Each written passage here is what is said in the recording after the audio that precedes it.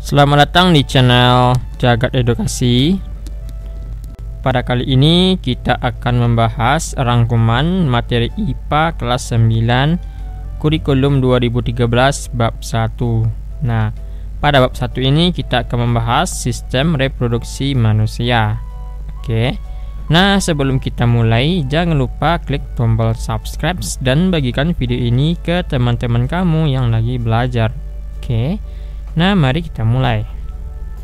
Nah, kita akan membahas itu poin A ya, itu pembelahan sel. Oke. Kita mengetahui bahwa manusia asalnya berasal dari satu sel. Sel tersebut mengalami pembelahan ketika dewasa. Nah, jumlah sel manusia mencapai 200 triliun. Wow, banyak sekali bukan? Nah, ada 3 alasan pembelahan sel, yaitu untuk pertumbuhan, perbaikan, dan reproduksi. Oke, nah kita lanjut.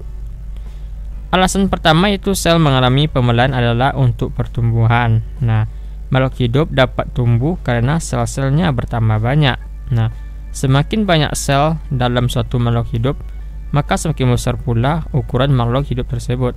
Oke. Nah, alasan selanjutnya adalah untuk perbaikan. Nah, ketika kita mengalami luka, sebenarnya terjadi kerusakan jaringan. Nah, perbaikan jaringan yang rusak pada tubuh kita adalah hasil dari proses pembelahan sel. Nah, selanjutnya itu alasan terakhir adalah untuk reproduksi. Nah, reproduksi atau perkembangbiakan adalah ciri lain dari makhluk hidup. Oke. Menurut teori sel, semua sel hidup berasal dari sel yang sudah ada sebelumnya. Nah, teori ini dinyatakan oleh Rudolf Virchow pada tahun 1855. Nah, pembelahan sel dibedakan menjadi pembelahan mitosis dan pembelahan meiosis. Oke, kita akan bahas satu persatu dari pembelahan sel ini. Nah, yang pertama yaitu pembelahan mitosis. Oke. Pembelahan mitosis terjadi pada sel-sel tubuh atau sel semiotik pada makhluk hidup. Nah, pada pembelahan ini dihasilkan sel anak yang mempunyai kromosom yang jumlahnya sama dengan kromosom sel induk. Oke.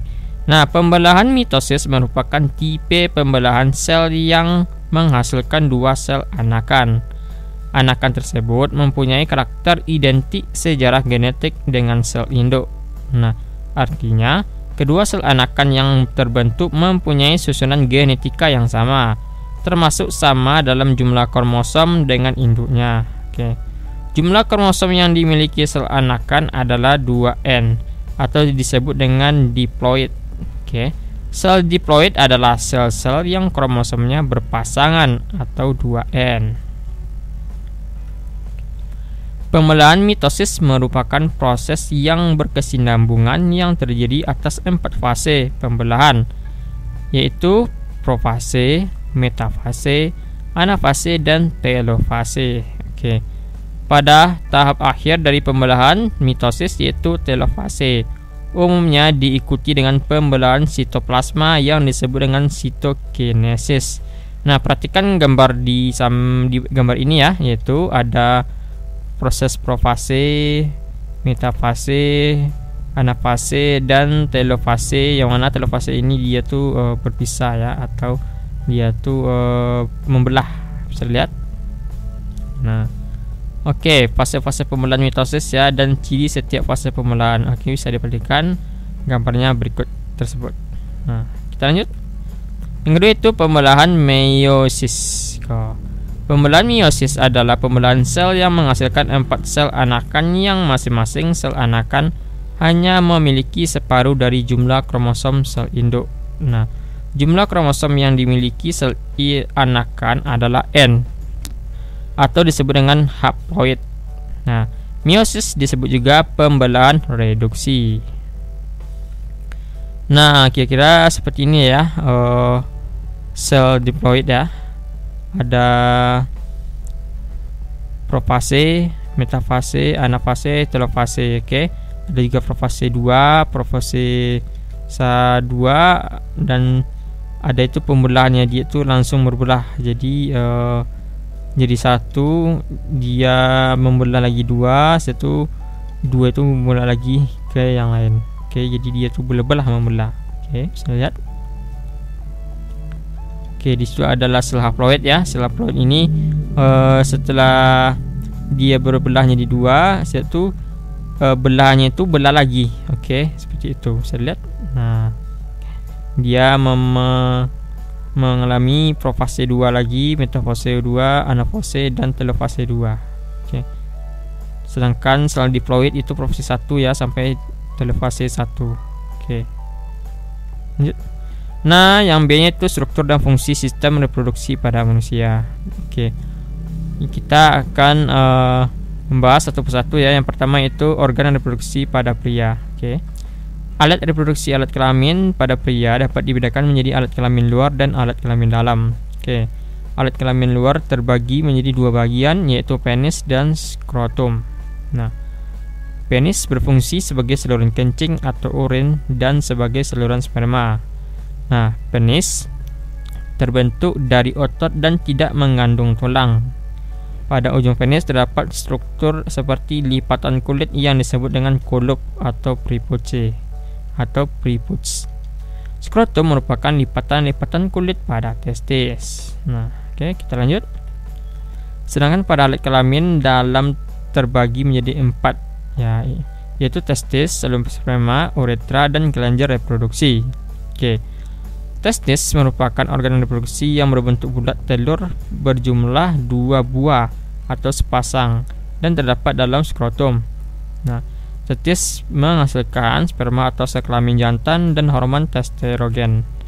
Maaf ya, testosteron. Oke, bukan testosteron, tapi testosteron. Ya. Sperma merupakan sel tunggal yang mempunyai ekor dan kepala yang merupakan sel kelamin bagi laki-laki. Hormon testosteron adalah senyawa yang dapat merangsang perubahan fisik pada anak laki-laki, yaitu tumbuhnya jakun dan tumbuhnya rambut pada tempat tertentu seperti kumis.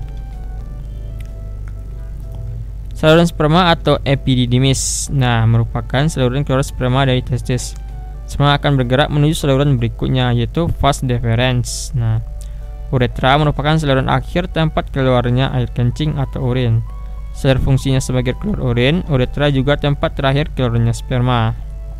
Nah, selanjutnya, kelenjar reproduksi berfungsi untuk memproduksi getah atau cairan yang nantinya bercampur dengan sperma menjadi air mani atau semen. Nah, proses pembentukan sperma disebut dengan spermatogenesis. Oke. Lanjut. Nah, selanjutnya itu organ reproduksi pada wanita. Nah, alat reproduksi pada wanita dapat dibagi menjadi 2, yaitu alat kelamin dalam dan alat kelamin luar. Oke. Alat kelamin luar pada wanita yaitu vulva, labium, dan saluran kelamin. Vulva adalah satu celah paling luar dari alat kelamin wanita yang dibatasi oleh sepasang bibir. Labium adalah bibir yang ada pada alat kelamin wanita. Oke, alat kelamin pada wanita yaitu ovarium, rahim, dan vagina. Ovarium atau induk telur merupakan organ reproduksi wanita yang terletak di sebelah kiri dan kanan rongga perut bagian bawah.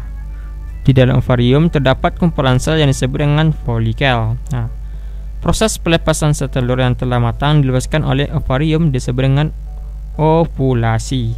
Oke. Rahim berfungsi sebagai tempat berkembangnya janin. Nah, vagina merupakan saluran yang menghubungkan lingkungan luar dengan rahim. Vagina tersusun atas otot-otot yang elastis, dilapisi selaput membran yang disebut dengan selaput darah atau hymen. Oke. Oogenesis merupakan proses pembentukan sel kelamin wanita, yaitu sel telur dan ovum, dan terjadi di dalam organ yang disebut dengan ovarium. Oke, sekian dulu. Terima kasih dan jangan lupa klik tombol subscribe.